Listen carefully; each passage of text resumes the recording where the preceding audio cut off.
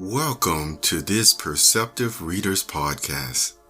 Hi, I'm James Lynch. What we learned from a Tuskegee medical experiment. This is the Perceptive Readers. Hi, I'm James Lynch. We're going to cover this subject called the Tuskegee medical experiment. Is actually research that has come from cdc.gov. And the reason why I want to talk about this is because over the course of really many years, from time to time, this subject has come up, you see. And I want to talk about it in a following order and why this was so important, why it's important to know, especially for persons who are in positions of trust. As you know, we talk about quite a bit.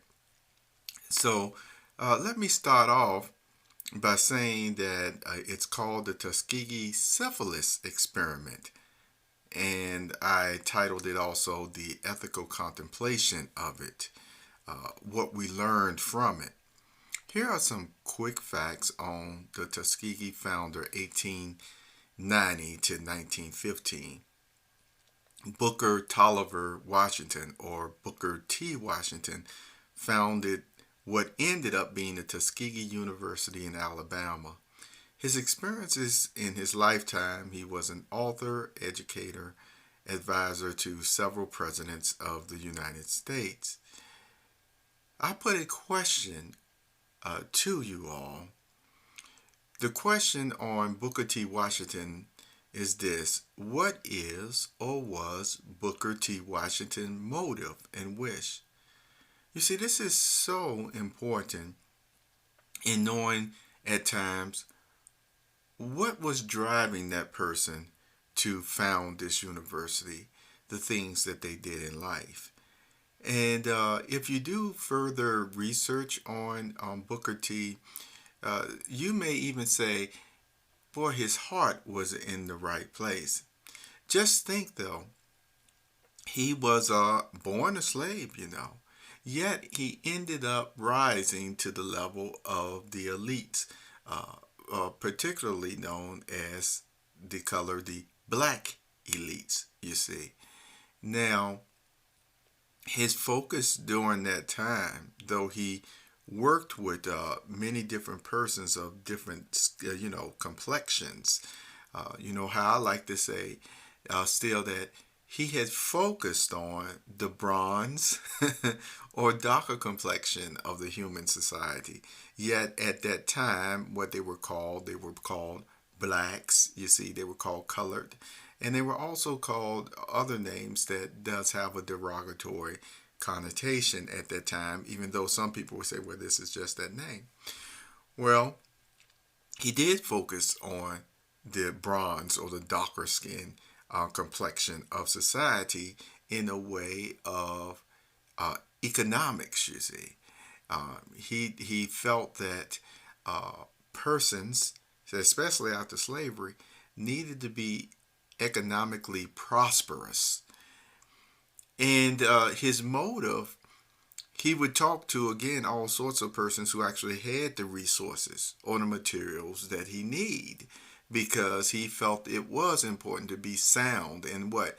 In your mind, body, heart, and spirit. Those were his principles that he, lived by, core principles, if you will.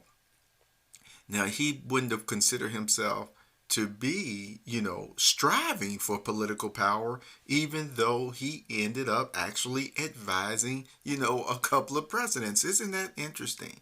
So he had a seat or a dinner table seat, so to speak, at times at certain presidents and had their ears, even though once again persons knew he was not trying to run for office or anything of that nature, which some, his contemporaries, other speakers and persons who were trying to raise the level and the dignity and respect or that awareness for the people who were really striving for such things, such political clout, so to speak. And so he did butt heads with some of the society at that time because he was more, no, I want us to be economically prosperous. I don't necessarily want to be having, the ruling class or what have you. So he just did what was necessary to bring in the materials and the resources. All right. Now, with that background of knowing what his motive was, see, he still ended up, decades later, or once those experiments started in the 30s or 40s or what have you, that decades later, he was a respected man. See, held in high regard. People trusted him, trusted his motive, and so it's good to know all of this because as we go into still the experiment, you could see why some persons were actually just oblivious as to exactly what was going on because Booker T. Washington still, whether he had certain persons who didn't like him or not in the elite area, was known and respected for what his motive and what he was doing, trying to do for the community, for the people. All right?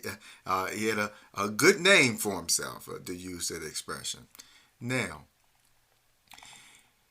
at the start of my, conversation on this or dialogue, I had mentioned to you that you may want to go watch The Beautiful Sound of Healing, that video, slide presentation, if you will. Beautiful Sound of Healing Part 1, made by PopBooks.com. It's a PopBooks.com creation that's on the YouTube channels. It has that a nice red flower, you see, sitting in the pond. It's a thumbnail for some of you to recognize, and maybe it, if it's uploaded somewhere else, it may not be showing that. But all the same, it's The Beautiful Sound of Healing Part 1. And in it, I read a story from Aesop's fable, you see, about a wise shepherd, a wolf, and his flock. What happens in that story, the meaning behind it, the moral of the story. And so this was to set the tone so that you could be able to see, okay, we talked about Booker T. Washington. What was his motive? What good did he do for a lot of people? And it's to show you the connection that can still happens at times of even though something is good or started off good, that sometimes if the right protections or safeguards are not put into place, it can take what is good and really cause some harm to the situation. So I encourage you, Beautiful Sound of Healing Part 1, to look at that video. And let me now say a few words after you watch that video. It says the Tuskegee medical research, or as in some circles call it, experiment, indelibly left a mark on some of our human and nurturing psyches, the importance of keeping a heart of mercy and awareness when in positions of trust, you see. And indelibly means that, hey, it's like it's written in ink. It just won't leave these thoughts, these things that persons like myself and others have learned as we were growing up, that yes, as humans, we must continue to, once again, especially nurturers, but in this specific case, we're getting into the importance of keeping a heart of mercy and awareness when in positions of trust. So in these series of podcasts, see that I have something else for you. Noted below, you are able to listen to my hypothesis and experience with the importance placed in these honorable positions or occupation. Mothers and fathers are certainly included, though not specifically mentioned in the selected podcast below, which was named Position of Trust, help in the sanctuary. And in that podcast, it does go into the relief and comfort we get from the sanctuary. Uh, Places where persons are in such a frame of mind, the caregivers, that they do give us the time and the recuperation, that help us. And there again, the emphasis where they are like a haven, you see, from the regular things that happens in the world. And I like to always use the expression the rat race, that they're outside of that as far as the way that they actually deal with us or take care of us. But I encourage you once again to listen to that podcast because it's called Position of Trust Sanctuary, Beautiful Sound of Healing. So now you see the tone, you have the background on Position of Trust, on Booker T. Washington, his motive, what he did, and the name, the respect that when people heard it, especially in that area, while they would certainly feel, comforted and protected and safe, you see, by any institution or what have you that he would have founded, you see. So Tuskegee quotes an attribution shared on Twitter, one of my social networks. It says, you can view the postings because I do have the attribution to the cdc.gov, the Tuskegee timeline. But here are some quotes. Quote, in 1932, the Public Health Service, working with the Tuskegee Institute, began a study to record the natural history of syphilis in hopes of justifying treatment programs for blacks. All right? Now, there's another quote as we drop down. It says, what went wrong with it, you see? The panel had 9 members from the fields of medicine, law, religion, labor, education, health, administration, and public affairs. We take note of these 9 members, from these different panels, and keep in mind that they cover every aspect of society practically, from the education, the public affairs. And you could see that this panel, some of these persons, they just would have been specializing in, okay, how do we get this built? Okay, how do we keep track of the research? And then who do we give it to? How do we acquire the materials? You see, things like that. And yet there are other ones who are on that panel that would have, brought in the spirit or the ethical backbone or higher elevated way of thinking on matters. Because remember, sometimes when you're just trying to get a job or assignment done, okay, it may involve just buying or purchasing, just regular things like that, bringing in resources or what have you. How are you going to get the resources there? Yet, here's the thing. It may come down to, again, okay, where these resources be stored, you see.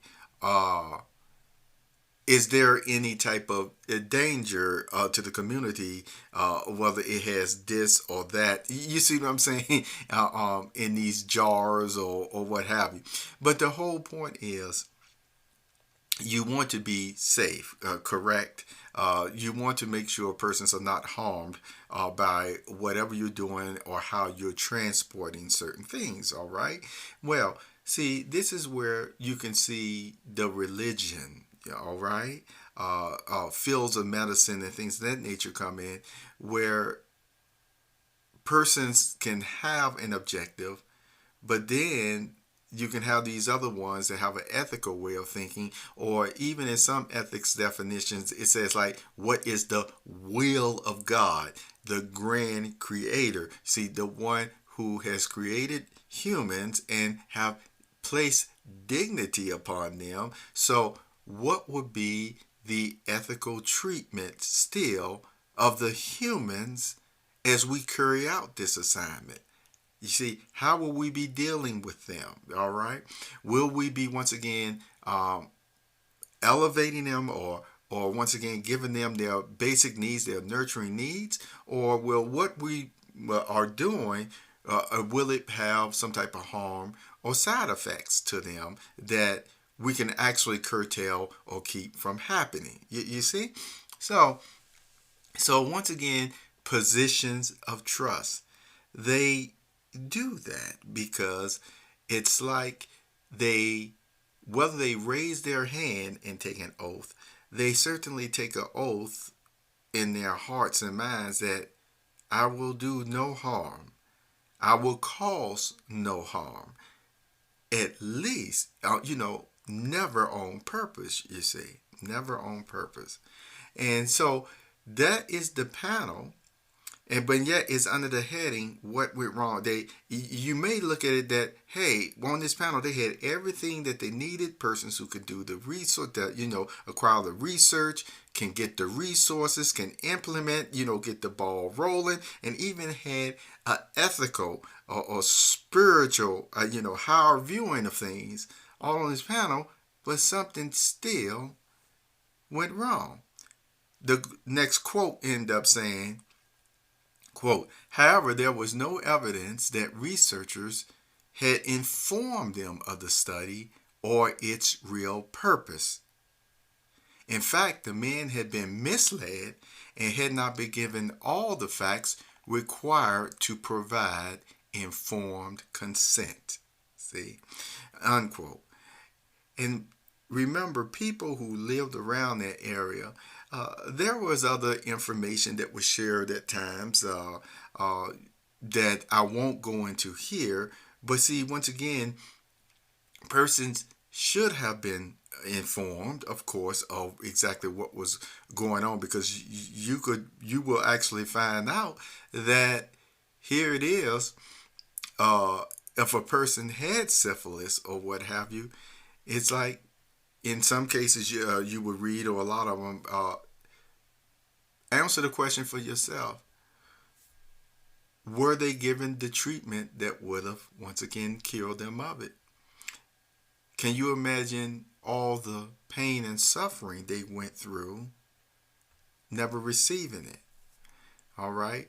And see, and at the very least, certainly nobody went there would have wanted to actually somehow contract it before they went in there, or going in there for just a headache or something. Wouldn't want to come out with syphilis or any other type of disease at that time, so to speak. But all the same, this research, they were not informed of the study of its real purpose. See, persons were also misled, and they were not given facts to, give their formal consent or informed consent. Informed consent. So the quote again concludes with this: the study ends and reparation begins. The advisory panel concluded that the Tuskegee study was ethically unjustified. And so one of my comments that I made after, sharing those quotes, I stated, my short comment that would be in a term paper: if one's in a position of trust can't reason this out early on, then what hope is there for the people?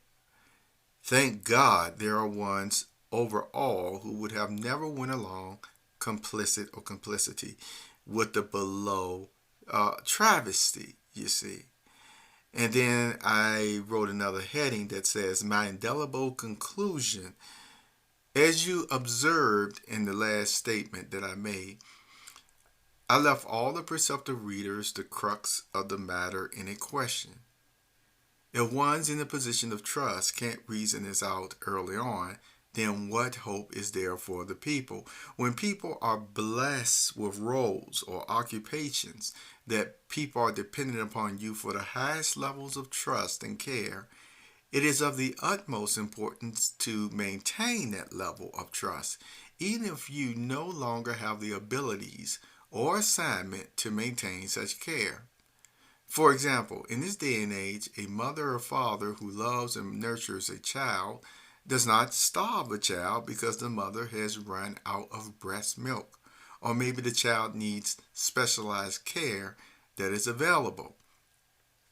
The pride of the parents will never allow them to neglect the child because of something they are unable to give due to a lack of understanding or knowledge.